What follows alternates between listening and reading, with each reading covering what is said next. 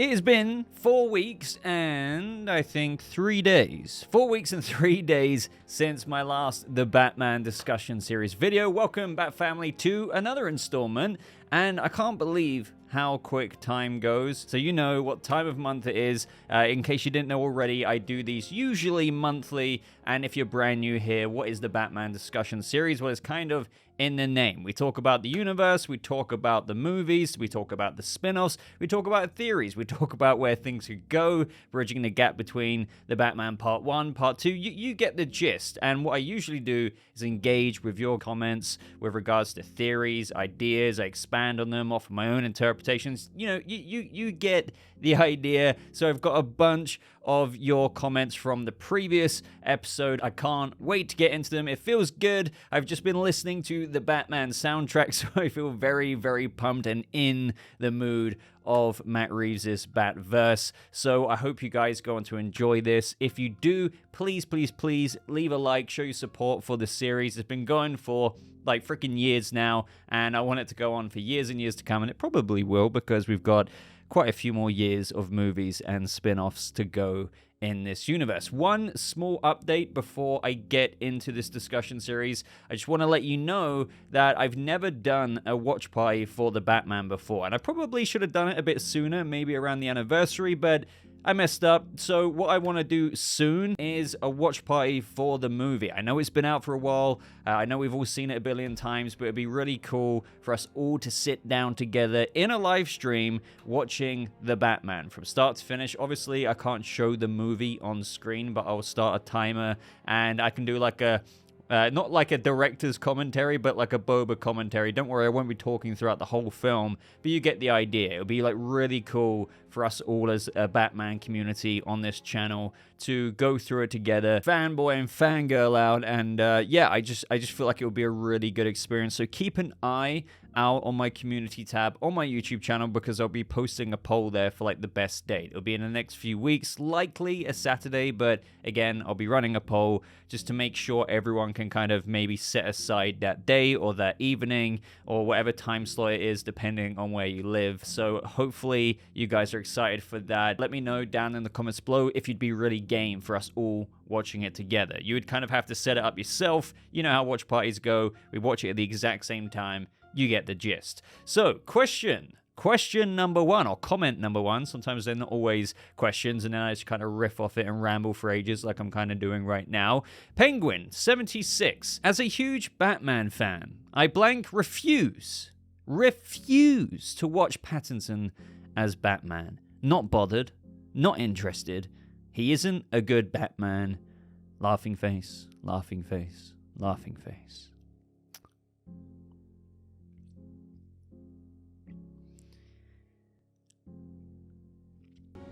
That's interesting. Sorry, couldn't help myself. But the real question one, and that was actually a comment, by the way. Occasionally you get the old Pattinson hater here. And hey, that's your opinion. But if you're a huge Batman fan, geez, how can you not enjoy Matt Reeves' Batman? But anyway, Infamous Inc. asks, and I'm trying to expand the question here so I can actually see it. I should be wearing glasses, really. So, I'd love to see a Killer Croc in this universe. I think his skin could be handled in a way that nails the grounded aesthetic. I lean this way because of the way the city has been flooded. Think of the glorious shots we could get in a prime water sequence. Croc could also fill the physical role as a villain, giving us the action/physical showdown that we want from a Batman movie. As usual, love the videos. Thank you, man. And I chose this one because it also has 50 upvotes, and that's something that's always been interesting to me. Not in like a bad way or a surprising way. It's just that, you know, 50 upvotes here, and it's always been a popular comment for like the past forever in Batman discussion series videos. How much love Killer Croc gets, like so much love, and maybe a big part of it is propelled from the ending of the Batman, as per what Infamous Inc. mentions here with the flooding. We even have a reply to this as well, which I thought I'd include. And I somewhat agree with this. We have Guava Cal saying it would be more like the version in the Earth 1 comics, which is very, very true. As Infamous Inc. said here, Killer Croc is a villain that 110,000% could easily work in the Batman. The question I have is would that really happen? I understand one of the catalysts that a lot of people have with their idea for implementing this Rogues Gallery character is the flooding, but I do think by the time the Batman Part 2 picks up, the flooding of Gotham will be, I don't know if it'll be like 100% sorted out, with all the government help that we've seen in the Penguin trailer, or maybe Wayne Enterprises' involvement has massively helped as well. But I do think it will be largely solved with the city sea walls being reconstructed. And even in the Penguin series, you can see certain scenes that maybe I'm showing on screen right now where there was once flooding, with the cars floating amongst all that flooding. So there's, certain cars just, wrecked in the side, but obviously the flooding has dissipated, so it's come back down, and you can see Oz walking into the Iceberg Lounge here, which was an area that was flooded, but it's kind of gone now. So that doesn't, mean that you can't get Killer Croc, or personally, I don't think Killer Croc will be a villain. I have absolutely no basis for why I really think that. I just there's something in me that's telling me that the Batman Part 2's villain, it probably won't be Killer Croc, but I'll hold my hands up if I'm wrong. I mean, I would still be really, really game for it. Again, what I always say, going off on a bit of a tangent here, no matter what preference of villain I may feel one week to the next week or 1 month to the next month, I always feel like, bottom line, whatever villain Matt Reeves chooses, I will be very, very happy with, because I know he will make it a very character-driven story, even from the villain's perspective, from an emotional standpoint, the trauma, this, that, and the other, and that could be applied to pretty much all of the Rogues Gallery villains. It's just Croc, I don't know why, I just don't necessarily think that he will be. But as I was saying just a second ago, just because the flooding's gone doesn't mean that you don't have a Killer Croc in the sewers still. As for the comment with regards to Earth 1, I do think Killer Croc would be done that way. It would be like a very, very, very harsh skin condition like ichthyosis. I believe that's how you say it, in where it has like scales, but like to such an extreme version of it, which I do believe is very, very believable. Imagine a skin condition like ichthyosis, one that just gets out of control, one that's perhaps congenital, and possibly the worst case in the world or ever seen by doctors before, which, could lead to a similar story in Earth 1, which, he has that origin there, but also the trauma of Killer Croc as well. You could get into how he was, sent away to the circus as a young boy. They took advantage of him there because of his skin condition,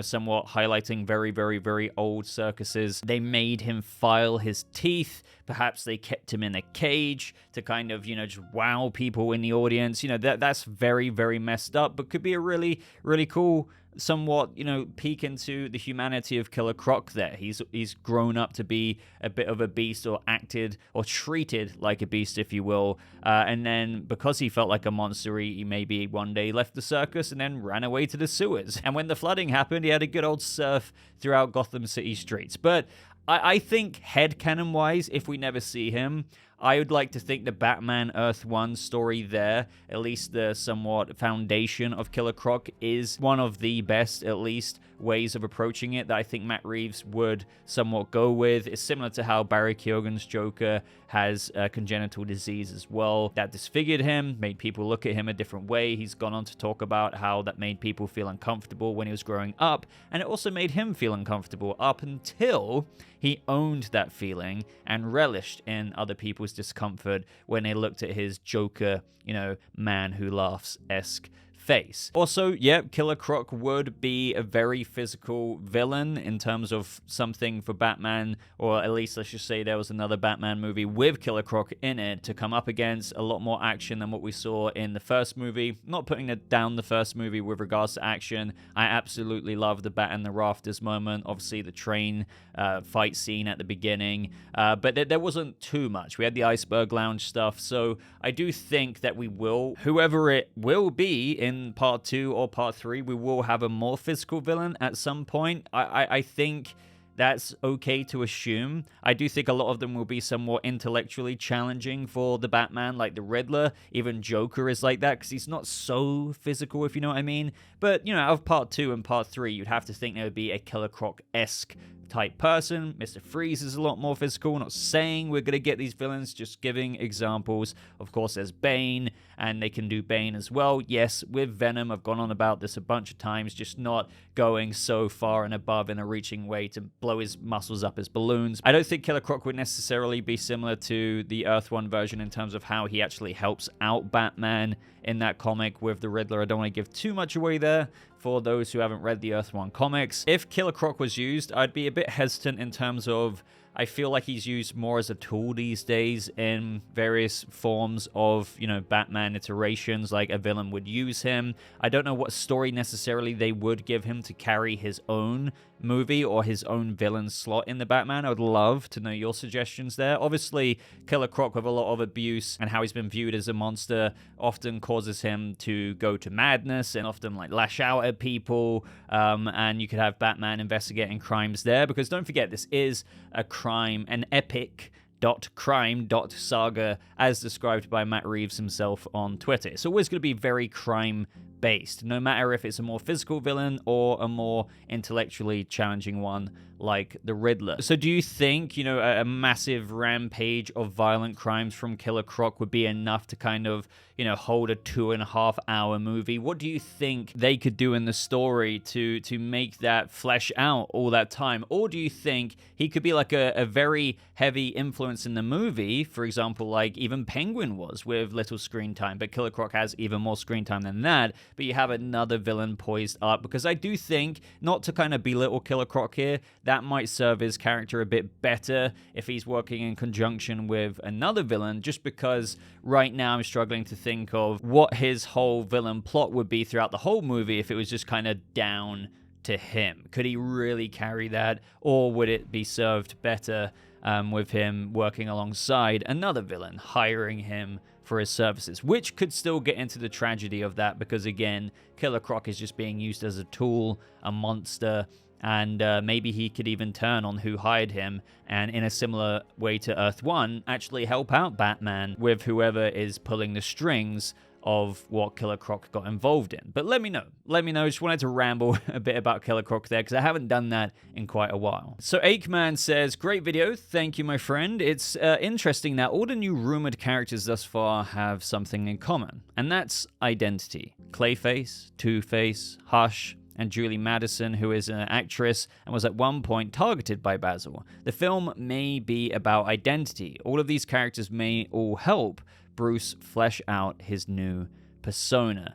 And that's true. One thing we keep exploring is somewhat the theme of the second movie, the natural progression of where Bruce Wayne could go in the second movie, because, these movies are called The Batman Part 1, The Batman Part 2, and Part 3, at least, that's what they are right now. But they'll always be called The Batman. They are about the Batman.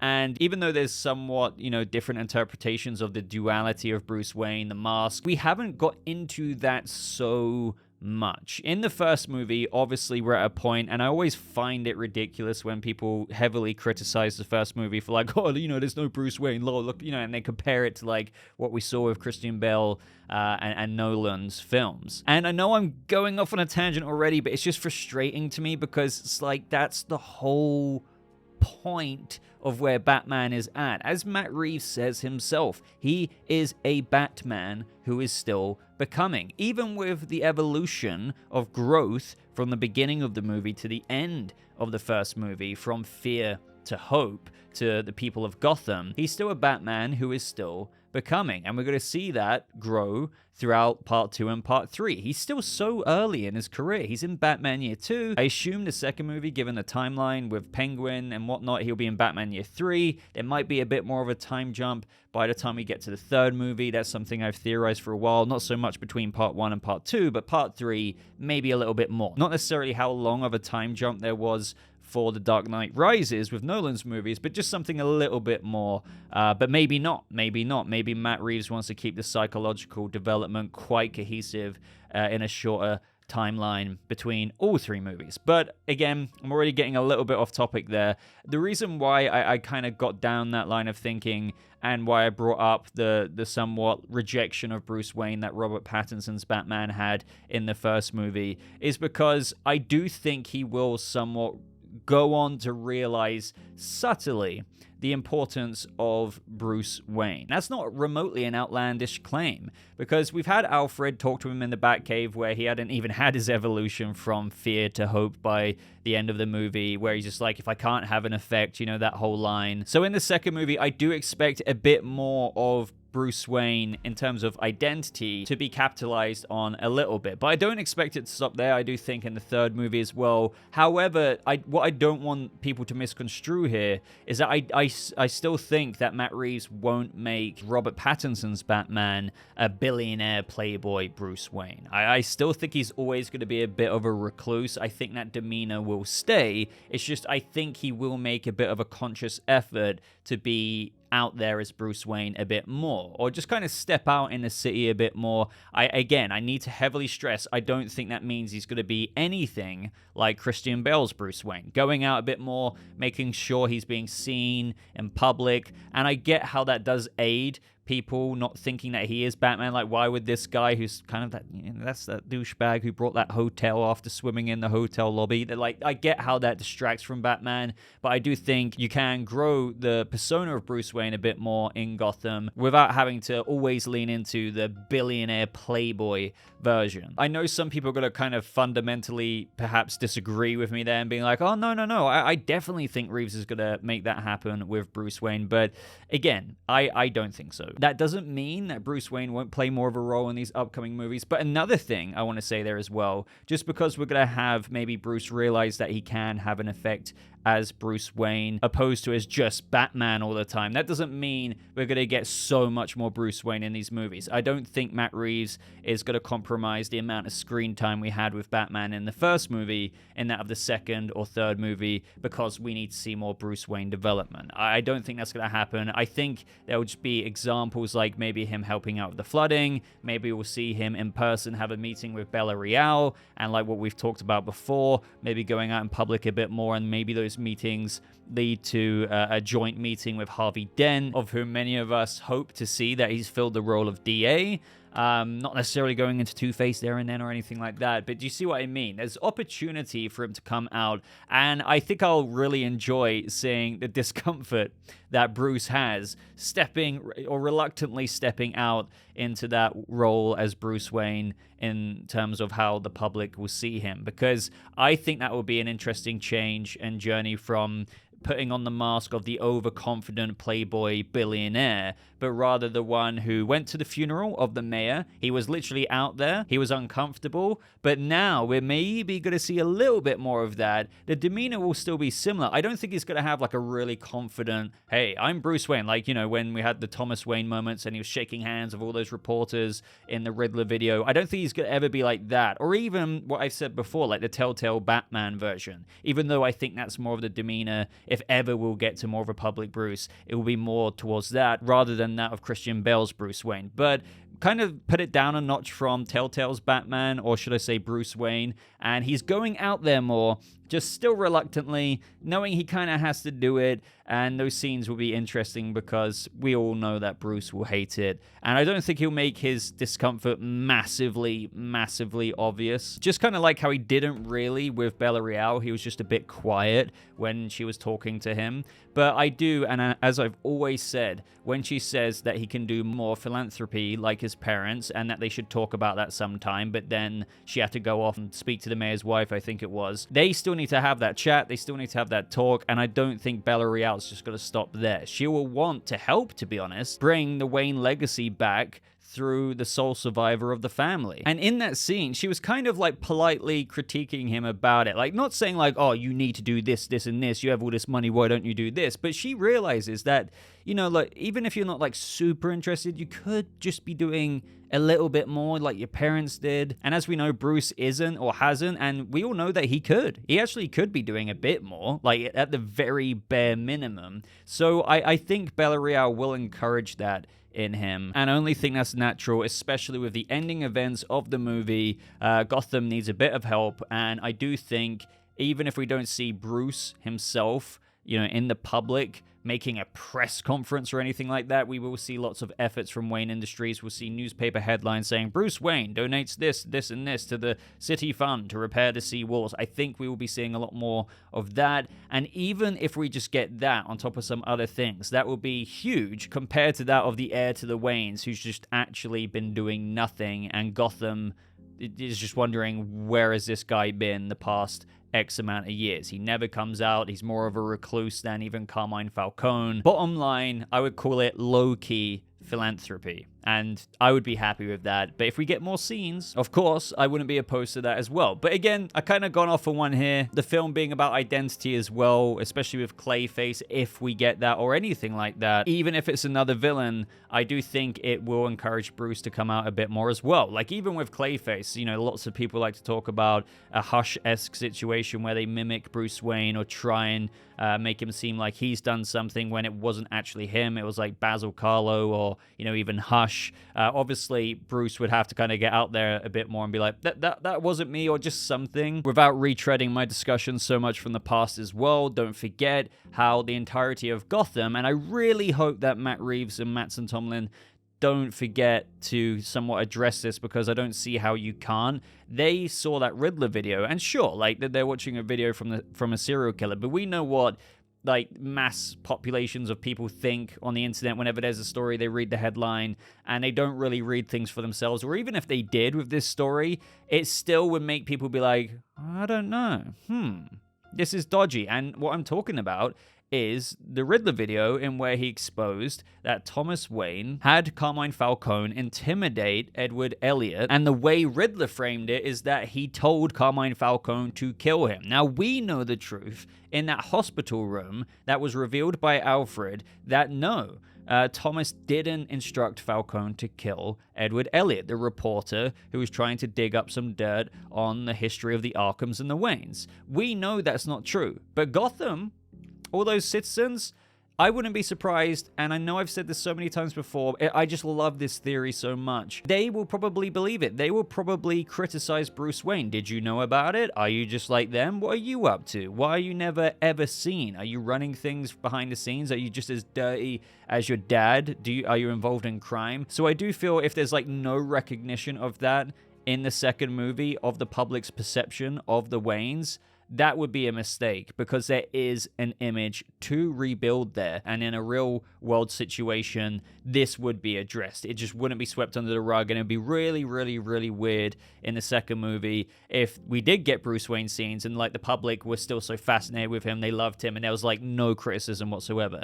This is a huge story, and in Gotham, in any semblance of a reality, there'd be like tabloids, there'd be so many things talking about this, and Bruce would be dealing with a bit of heat. And for all we know, this could be the springboard, the very springboard where Alfred is like, Bruce, we need to get out on top of this a little bit. Just something. Would love to know your thoughts on that. But I ultimately do agree that I'm not saying identity is going to be the main theme of the second movie, but I don't see how it can't be a focal, or one of the focal aspects of what is going into part 2. So up next from Willie T says, I will say, I imagine the Batman also had a constantly changing script. If you're wondering what that means, apparently it was reported, I think when this Clayface story came out, that the Batman part 2 script is constantly changing. I don't know how reliable that is.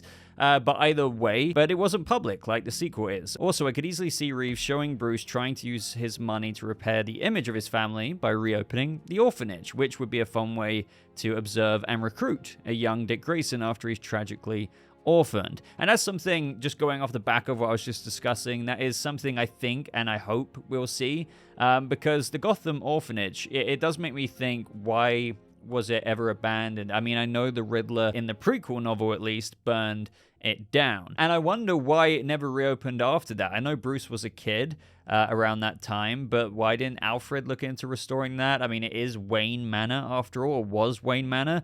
And even as Bruce grew older, I know he probably particularly didn't care, but I don't know. It's just something that you would have thought would have been open. And also in the prequel comics, which definitely go check out my Riddler Year 1 prequel comics breakdown. Check out the latest issue at least, because that gets into, canonically, all of his time in the orphanage, and it only came out like a week or so ago. It was surprising to me even that after the Waynes donated it, they didn't realize, and you could tell this from the movie anyway, how bad it was there. Like rats, drop heads, babies dying because of how cold it was. This is like, you would have thought after donating it they would, but maybe this is to highlight their privilege, even though the Waynes were still good people. Maybe they were still ignorant.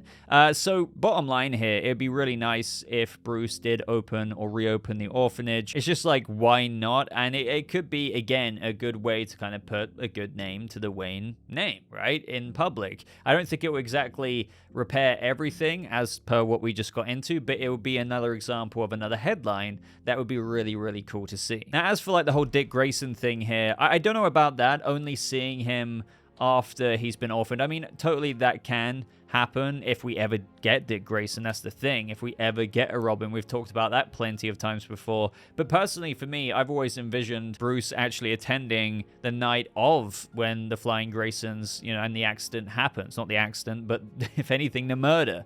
So, sure, he could meet him at the orphanage, and he then goes on to adopt him. But I think seeing it happen would be so much more profound to Bruce, because it'll be like one of those beginning scenes in the Batman when he's looking at the mayor's kid and he's just staring at him, seeing a reflection of the young boy within himself. If he saw that again, actually after witnessing the rope snap and Dick Grayson's parents die, versus that of just going to an orphanage and seeing him there. I mean, sure, Bruce will always have major empathy for seeing any kid being an orphan, like in the orphanage, but I just feel like it will hit him a lot harder when it's very fresh and if he attended the event himself. But for sure, I think it would be a missed opportunity if we didn't find out in some way, shape, or form that Bruce did, in fact, rebuild the orphanage. That's just like a great opportunity. It's not like the most monumental thing in the world, but it for sure is something that I'd basically expect to see. So up next is from Arkham Shadow 03. Hey Boba, I love your videos and have been enjoying the Batman series as well as the Adapting the Villain series. Looking forward to the next one. I'm almost done with it, so hopefully that video will be out soon. I would love to see Professor Pig as a side villain. I thought Gotham did a really good job with his story, but I would like to see something similar to how Rocksteady did him in Arkham Knight. I think they work really well in Matt Reeves' universe. I mean, I do agree, like Professor Pig is one of the most, I would say, disturbing villains in the Rogues Gallery. He's just completely messed up. I'm sure you're all very, very familiar with Professor Pig. He also creates Dollartrons. Like, he basically lobotomizes people, and they're like his walking drones. He can, use them against Batman. He can use them to do his dirty work. He can even use them to somewhat sacrifice them. It's really, it gets dark. And Batman having to kind of go about a plot and maybe try and prevent people from becoming Dollartrons. Maybe there's crime scenes where people or Dollartrons have done something, and that would get into the whole criminological steps that we saw in the first movie. But my only thing I think about with stuff like this is I do feel like we need to try and not retread the same steps as the first movie. Now, it's hard. I always get my head wrapped up with this one. It's a Batman crime saga, but I don't think every single movie is going to surround a serial killer. I mean, I think people will die, like no matter what Rogues Gallery villain we deal with here, whether it's more of a physical villain like Bane or Mr. Freeze. It's going to be detecting by Batman, a very detective-driven story. I don't think that's remotely going to stop. Again, epic crime saga, but it'll be a bit more physical, and still people will die as a result, and Batman will need to take the steps to kind of figure out what's going on, what the plan is next, and how he can get involved in stopping it, right? So it can still be an epic crime saga. It can still be very Batman detective driven. I just keep thinking if we go with villains like Professor Pig, or like the first movie, the Riddler, or even Clayface, the Golden Age version, you kind of enter a murder mystery again, and they're amazing, don't get me wrong. I think people would still love a second movie if it was a murder mystery, but I know people, despite the quality of the filmmaking, the cinematography by Greg Fraser again, the score by Michael Giacchino, all of these maybe twists in it would still be very popular, but I know the commentary would be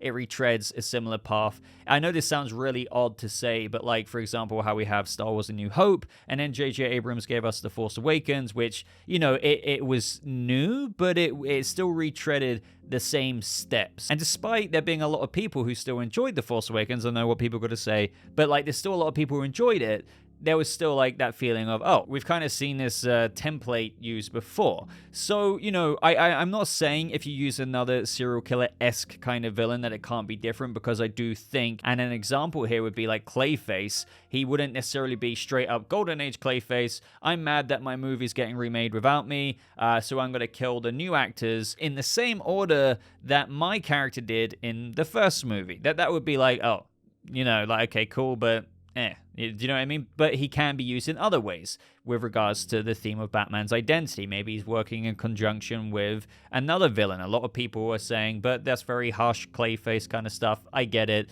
But you see what I mean? They can definitely make a new story even out of a serial killer to open up a larger plot that none of us really expect. So it's not exactly the same as, oh, who is this Riddler killer? Why is he leaving clues behind addressed to the Batman? What does this clue mean? Oh, how is this leading to the Rat? Do you know what I mean? It won't be that same formula, but I still have a hard time, at least right now, conceptualizing how Professor Pig could go into a much larger story that differentiates itself from detecting who the Riddler is. It'd kind of be like detecting who Professor Pig is. What's he doing with these people? Unless it's like contributing to a much grander story where Dolatrons are being just used and Batman learns a bit more about them and they're being used for like a much bigger purpose.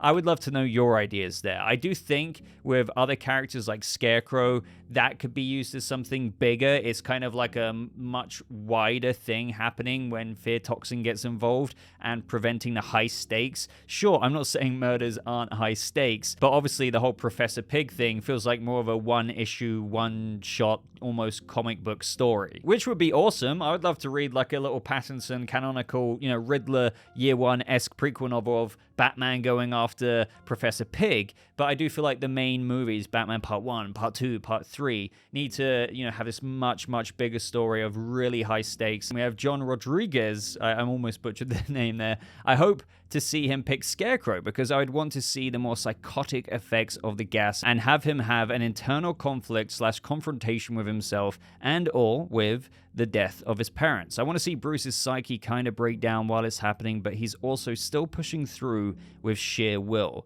Sort of similar to what we see in Arkham Asylum, the game, and he's poisoned and hallucinating and dying, but still functioning because his sheer will is unmatched. So with Scarecrow, as I was just saying, I feel like there's a lot more that can be done, but I know people are going to say, but we somewhat saw a massive Scarecrow plot in Batman Begins with the fear toxin being used that way. It can be used in the water supply. So I do get what people are saying there, even though I do want to argue that Cillian Murphy, as much as I love him as an actor and loved his Scarecrow, he wasn't exactly the main movie's villain. That was the League of Shadows, Ra's al Ghul. But what I'm trying to say here is that the comparison between what he can pull off and what Professor Pig can pull off, I would say that Scarecrow fits a movie's template more for like a grand movie, and Professor Pig, and do disagree with me here. I would love to know your ideas as to how you feel Professor Pig could be used in a whole arse movie's plot. That's just something in terms of where I'd love to see an episode or two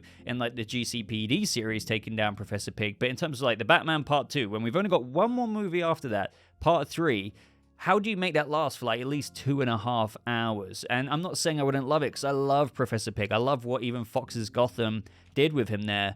But as for like Robert Pattinson's Batman, like just honing in on that, I feel like Matt Reeves is going for much larger, complex storylines. The Riddler's the Riddler. He was a serial killer. But then underneath all of that, it was exposing this much, much larger thing with the corruption of Gotham, the mayor, the DA, the commissioner, how Falcone was involved in that, going all the way back to the drug bust with Salvatore Maroni. I feel like each movie's going to go, not obviously follow that template, but there's going to be something so much deeper there. And when you hear Matt Reeves talk about all the influences behind this, from other movies or even real world events, there's always going to be a much deeper level of substance there that I'm just not sure, as I keep saying, in how that could, harness Professor Pig as a character for a main movie. Maybe Scarecrow, but even then, I don't quite know right now how you would really separate yourself from Batman Begins and making the whole of Gotham City in danger from the fear toxin. But don't get me wrong, with regards to John's comment here, I still really, really want to see Scarecrow used in some way, shape, or form. The fear toxin, and I've raved about this before, has just, oh my god, like I can see it right now. Imagine Robert Pattinson's Batman in the Batman armor under the effects of Scarecrow's fear toxin, and just what visuals that could give us with Greg Fraser's cinematography, the psychological, maybe even bringing back Darwyn Cooke's ego a bit more, because that was one of the influences for the first film. And sure, like, Batman did reconcile with the fact that Batman had to be a symbol of hope as well as fear, which mimics the storyline of that Batman ego comic. So they did do it, but we didn't see the psychological manifestation of Batman as we saw in Darwyn Cooke's ego. So seeing that for a fear toxin trip, I don't think they should retread the development and the mirroring that the first movie's already done with adapting Batman ego. But there can always still be a Bat manifestation that Bruce sees. It's still very relevant. He is, as I've kept saying, a Batman who's still becoming. So I do think that would be so awesome. It's also so believable, with just hallucinogenics. Like, you can take stuff today that literally will give you a very big trip. Now imagine one created by Jonathan Crane that amplifies the paranoia, the fear, with major hallucinations. That would just be insane. And then following that journey before Batman gets hit with a dose himself of other people going through that, and it's unprecedented in Gotham, and there's just cases of people going crazy. Like the beginning of Arkham Knight, there's a whole diner just clawing each other after seeing each other become their worst nightmares. That's such a great opening to a game with Scarecrow. Imagine like a live action version of something like that, and Batman and Jim have to investigate. That would be so good. That would be so good. And again, I want to stress, I'm not saying Professor Pig won't be good, but I just don't know.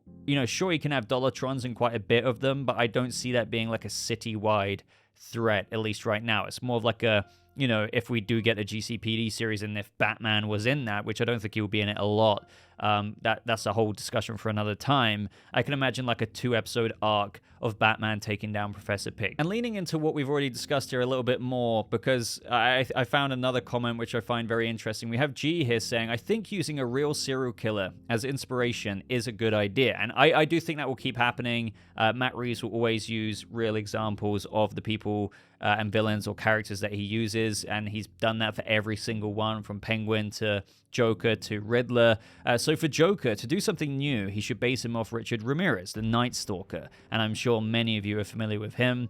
Imagine a version of Joker that drives around the worst parts of Gotham at night, enters rundown apartment buildings, and then picks a door at random to open, going in and killing some unsuspecting person/people. That could make Joker terrifying again. Don't give him a point or purpose, just make him a random psychopath who kills, kidnaps, steals without reason. And I've said enough here that I would love, we've got the Riddler Year One prequel going into his backstory that leads him up to the events of his first kill in the movie, the Man. It's great going through that. We're on issue 4 right now, 2 issues left, but I'm dying to know what it was like for Batman during Batman Year One, and what crimes was Barry Keoghan's Joker committing. We know he was a serial killer, so I dig this comment with how, in theory, Barry Keoghan's Joker, this kind of youngish boy kind of Joker, who's not actually crowned himself Joker yet, as Matt Reeves says himself. He is Joker, but he's not actually given himself that title yet. Who knows what he was put away for, and it could have been something similar to what G says here.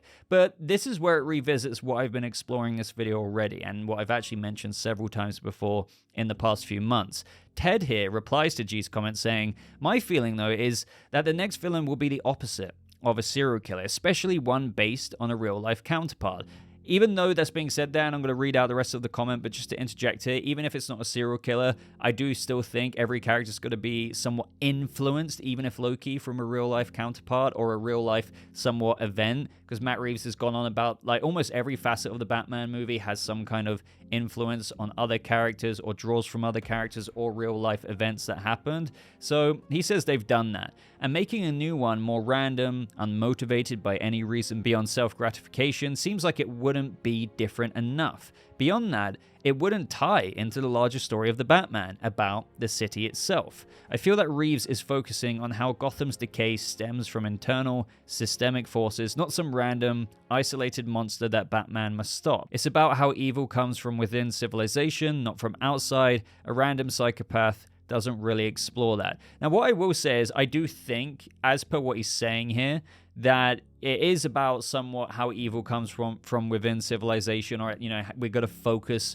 on how Gotham's decay stems from this internal systemic force or forces. Like, you know, the Riddler was a victim of so many other things as well, but then grew into also be a victim of newfound or new age things, of corruption. And I do think you can have a monster reflect, like even the Joker, he can still be a reflection of what Ted is saying here, with how Gotham can birth horrible things or people like this and characters and villains. But I do agree with Ted in how I think the next movie, at the very least, with whatever villain it decides to choose, it does need to get a bit more into the bigger kind of thing. Maybe about Gotham, the city itself, as we've already discussed other things like the theme of identity, Bruce coming out a bit more, honing in on the Batman who's still becoming a bit more this time, like even more so, and how that speaks to the larger theme, the larger plot, how the villain reinforces that, brings that out a bit more. And for all we know, as per what a lot of people are theorizing anyway, what if the next movie's villain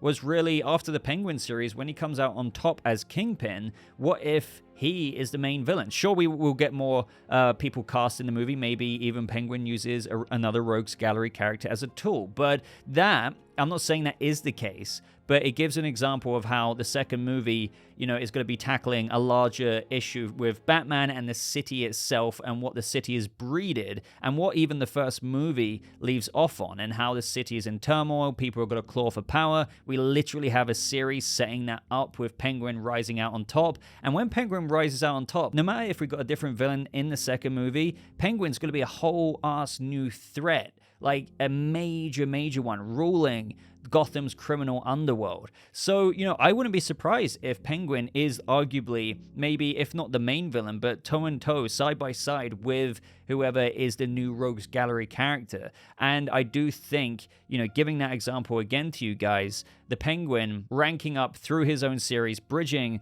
Part 1 to the Batman Part 2, helps explain how his threat, assuming, or let's just hypothetically say for this example, that he is the main villain. It would showcase how the plot has evolved for Batman to take on something even bigger, something that will be hard for him to even overcome, because this is like the whole criminal underworld we're talking about with a whole new face. Like, even in the first movie, Batman couldn't just walk in to the 44 Below or wherever Falcone was hanging out and just take him to the police. That's not something, I mean, you could do that, but Falcone owned the cops and he could just get out. It's not a quick thing to overcome, and with Oz coming out on top, who knows how much power he could hold. And as we know from what we've been teased, the Penguin series does bleed out and is, you know, it's temporarily set before the events of the Batman Part 2, as they say, but it does feel like they're teeing up something that could heavily involve Colin Farrell as a huge character in the second movie, possibly playing a much, I mean, I know a lot of us are expecting him to be a big role anyway, just naturally given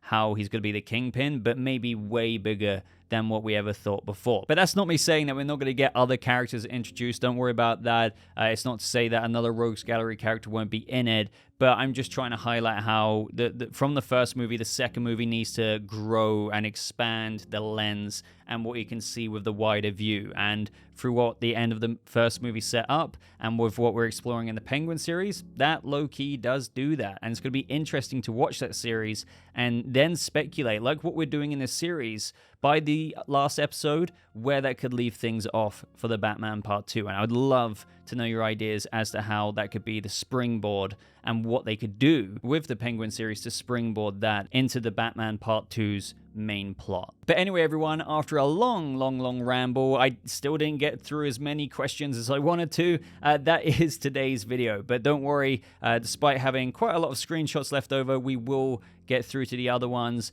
in the next episode of the Batman discussion series. So as always, guys, I read every single comment. Leave a comment down below expanding on my theories. Give some of your own. Do you agree with me? Do you disagree with me? Just let me know anything and everything with regards to what we discussed today. I would really appreciate a like on this video, especially if you got this far. It helps out a ton. Thank you so much for your support on these videos. I think the last one hit like 30K, which is amazing for a series that's been running this long in between a bit of dry news. You know, we haven't got major new things to talk about. So again, thanks for boosting the previous video up in the algorithm, and thanks in advance if you do go on to hit the like button to help boost this one.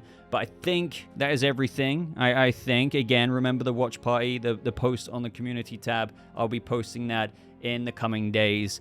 But until next time, Bat Family, just thank you so much for watching. I hope you have a lovely rest of your day, and I'll see you, Bat Family, in the next video. Goodbye.